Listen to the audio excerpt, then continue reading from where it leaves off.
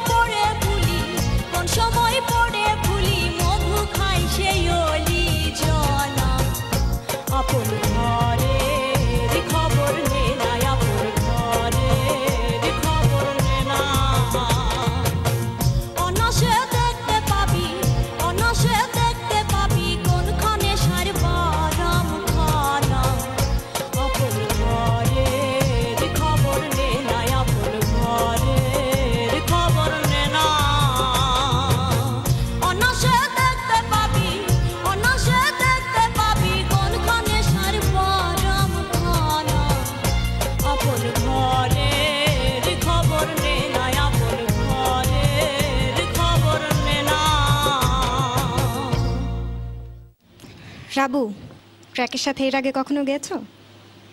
না। প্রথমবার? অনেক ভয় পেয়েছো? কিছুটা। অনেকটাই আমার মনে হচ্ছে, না? সুরগুলো একটু একটু কি চলে যাচ্ছিল, তাই না? যাই হোক, গত পর্বে তুমি অনেক ভালো গেয়েছিলে এবং তোমার গান শুনে সম্মানিত বিচারকদের মধ্যে বুলবুল স্যার বলেছিলেন যে তোমার গান শুনলে মনে হয় যে তোমার অন্তরেই লালনের বসবাস। আজকে তুমি কতটা মুগ্ধ করতে পেরেছো আমাদের বিচারকদের শুনবো। রাবু, যখন সিলেকশন রাউন্ড হয় তখন বলেছিলাম যে তুমি 2 বছর পরে কি গান গাইবে সেটা আসলে চিন্তা করতে হবে, কারণ তোমার এক একবার এক এক টোনটা আসে। তো আজকে তুমি ট্র্যাকে গাইতে গিয়ে যেটা হলো, তোমার সুর থেকে একেবারেই সরে গেছো। ধন্যবাদ ফাহমিদা আপা। পার্থদা, তুমি বুঝতে পেরেছো যে তোমার সুর থেকে তুমি কিন্তু স্কেলেই ছিলে না। একটা শিল্পী গড়ার পেছনে যাদের ভূমিকা সবচেয়ে বেশি তারা হচ্ছেন মা বাবা এবং তার আত্মীয় স্বজন। তোমাকে এখান থেকে আমি কিছু বললে তাদের গায়ে গিয়ে সরাসরি সেই কথাগুলো লাগবে, তাই এখান থেকে তোমাকে দোয়াই শুরু করছি। বুলবুল ভাই, আপনার সাথে থেকে আমি এখানে একটা কথা বলতে পারি? অবশ্যই।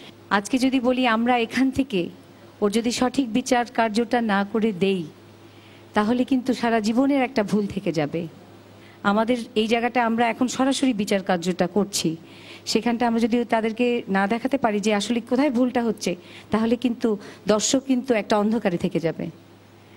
সুতরাং তুমি ভালো করে গান করো, অনেক গান শোনো, আমার একটা অনুরোধ থাকবে, কারণ আমি তোমার ভালো চাই বলেই একজন সঙ্গীত শিল্পী হিসাবে সঙ্গীত শিল্পীকে